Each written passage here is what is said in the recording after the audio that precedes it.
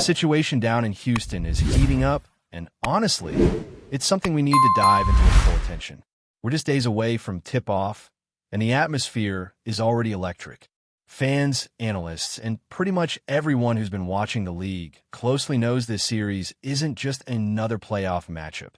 It's loaded with narratives, matchups, stats, and personalities that make this one of the most intriguing battles on the horizon. So let's get into it. Let's break down the key matchups, the players to watch, the stats that matter, and what this all means going forward. We're talking Houston Rockets versus Golden State Warriors, and trust me, there's a lot to unpack. Now, let's be honest, the general consensus leans toward the Warriors. Even though they're technically the road team for most of this series, people see their experience and playoff pedigree as major advantages. This is a best-of-7 format, with 3 games in San Francisco and 4 in Houston, which already throws a curveball into the mix. The betting lines, without diving too deep into that world, suggest Golden State has the edge, being listed with a -196, while the Rockets sit at +164. That gap might not seem huge, but says something. It tells us that the Warriors, despite being a 7th seed and coming through the play-in, are still viewed as the team more likely to come out on top. And when you look at the rosters, it makes some sense. You've got big-time names like Steph Curry, Draymond Green, and Jimmy Butler on the Warriors side. Yeah, Jimmy Butler, who joined late but made an immediate impact. Then there's the Rockets, led by Fred VanVleet, Alperen Sengun, and of course, the man who loves stirring the pot, Dillon Brooks.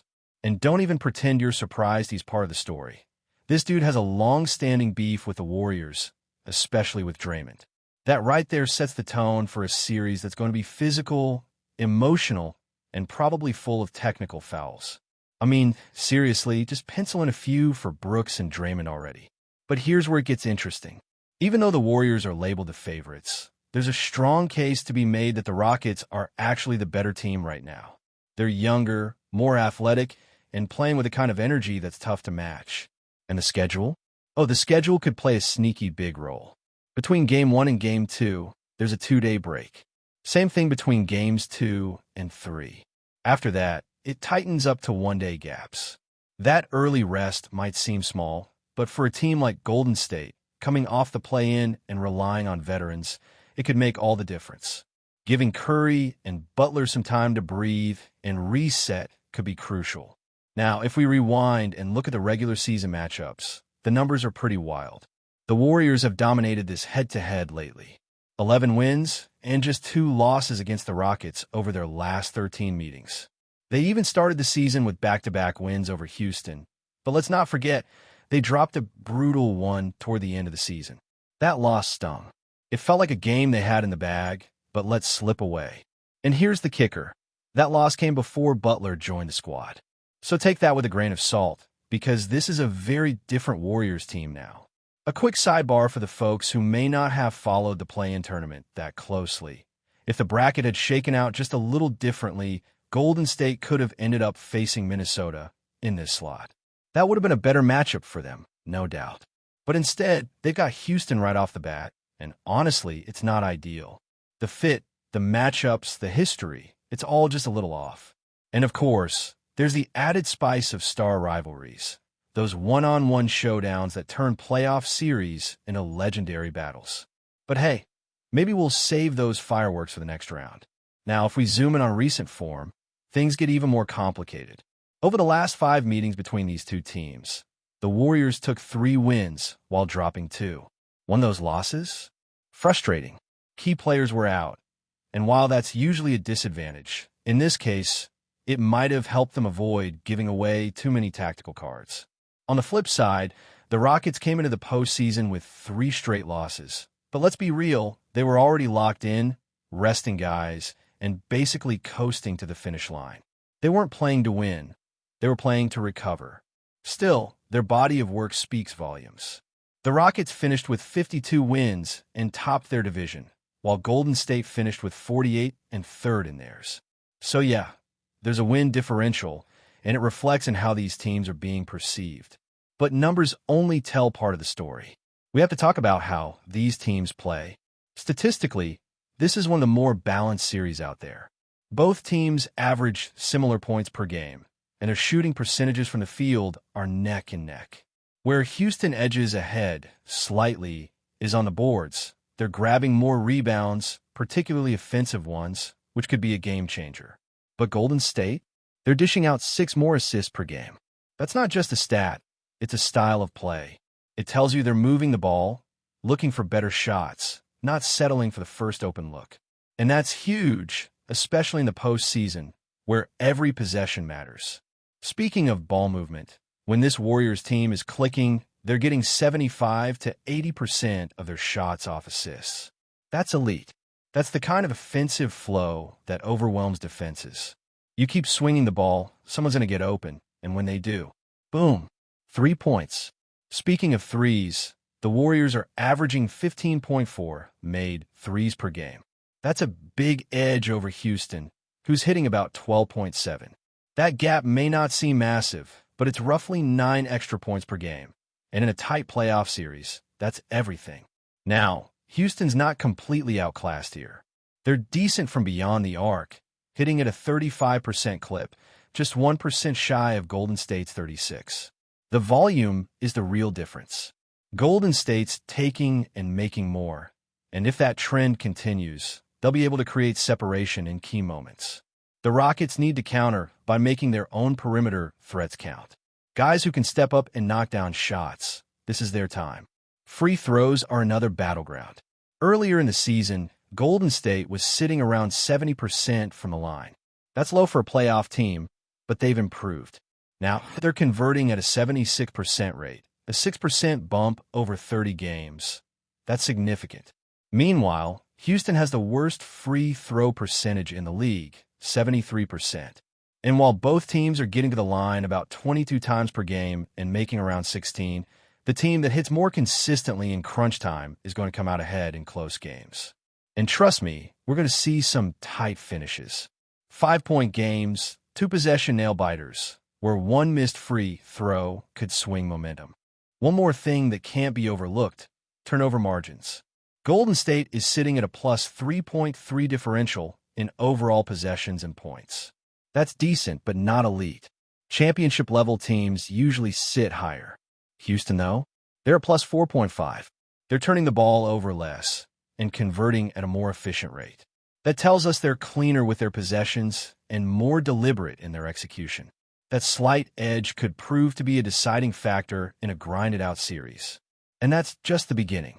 There's so much more to break down: rebounding battles, bench contributions, defensive schemes. But from everything we've looked at so far, one thing's clear.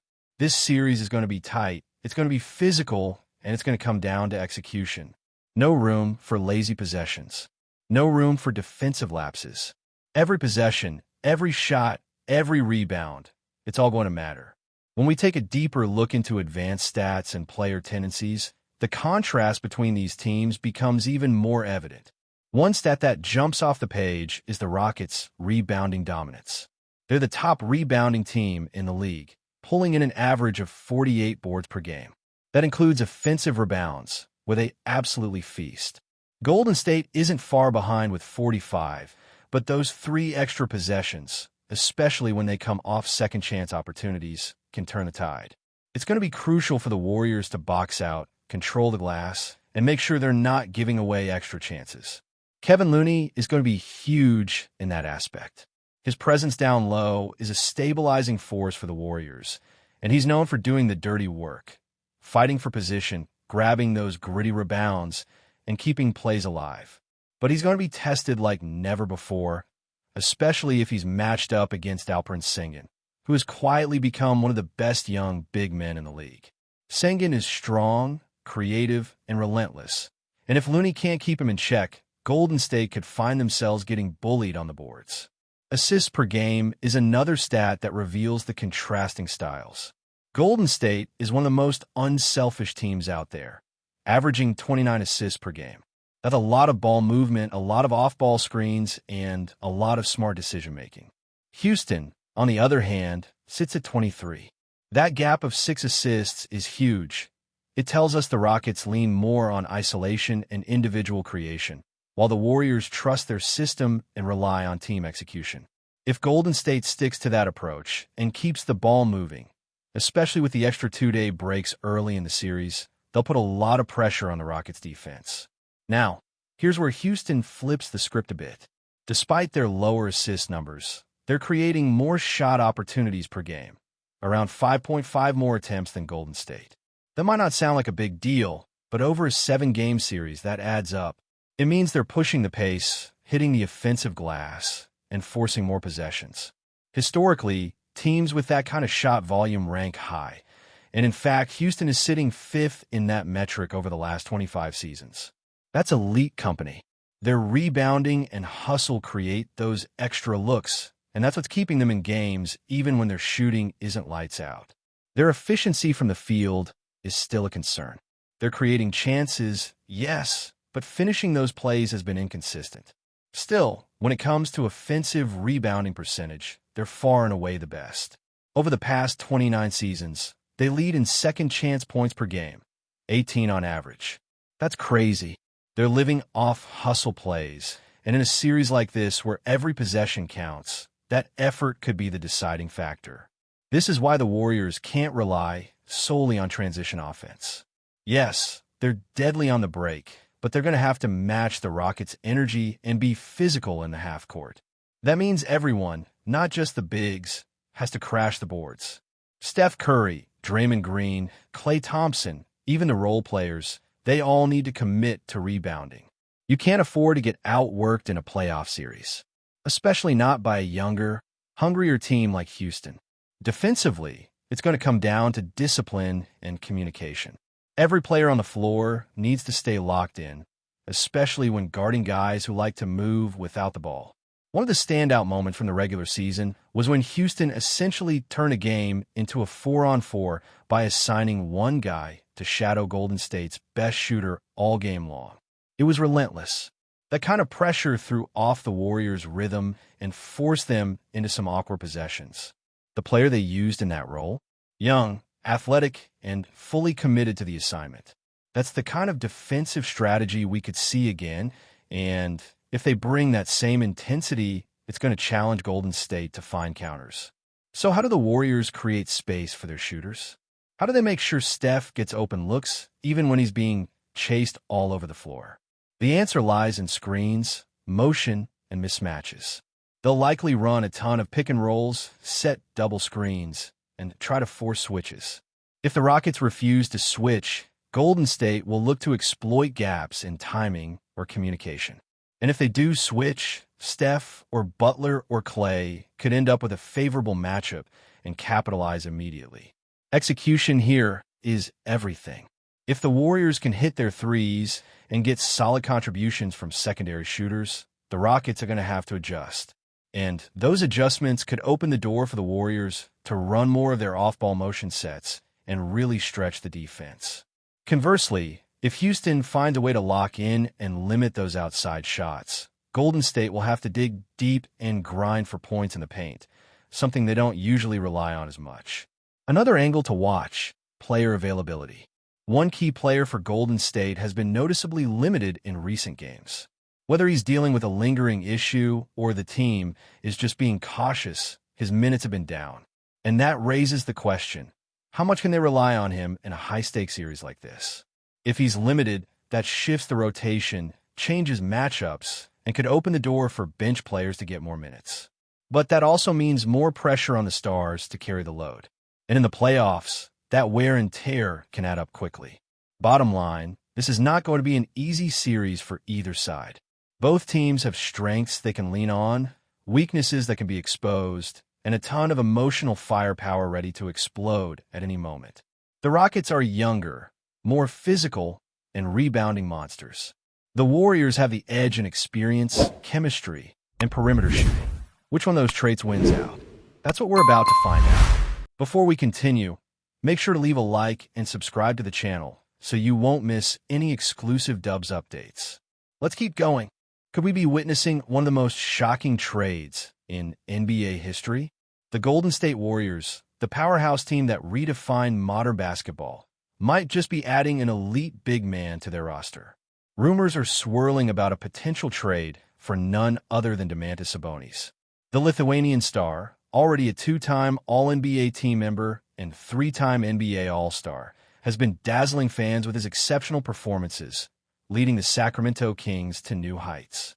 But could he be heading to the Bay Area to join forces with Stephen Curry, Klay Thompson, and Draymond Green? Sabonis' resume speaks for itself. His ability to dominate on both ends of the floor, whether it's grabbing rebounds, facilitating offense, or scoring at will, makes him a valuable asset for any team. This season, he's put up some jaw-dropping numbers, including a career-high 28 rebounds in a game, and has cemented his place as one of the league's premier big men. Notably, Sabonis has been breaking records, surpassing legends like Wilt Chamberlain with multiple triple-doubles and consecutive double-doubles. These performances make him a perfect fit for the Warriors, who thrive on ball movement and versatile play. But what does this rumored move mean for the Warriors' championship aspirations? Adding a player of Sabonis' caliber could elevate Golden State's already potent offense, providing a new dimension to their game. Known for their deadly shooting and fast-paced offense, the Warriors could benefit immensely from Sabonis' playmaking ability in the post, creating more opportunities for their perimeter players. The prospect of him setting screens for Curry and Thompson, then dishing out assists from the low block, is enough to make any NBA fan salivate. His ability to stretch the floor with his passing and rebounding could give Golden State the versatility they need to stay competitive in a loaded Western Conference. However, this rumored move would come at a cost. The Warriors would need to part with significant assets to bring Sabonis to San Francisco. With a roster already tight on salary cap space and several key players under long-term contracts, Golden State would have to be creative with their trade proposals. The Sacramento Kings, currently on the rise with De'Aaron Fox and Sabonis leading the charge, might not be so eager to part ways with their star center unless they're offered a deal that secures their future.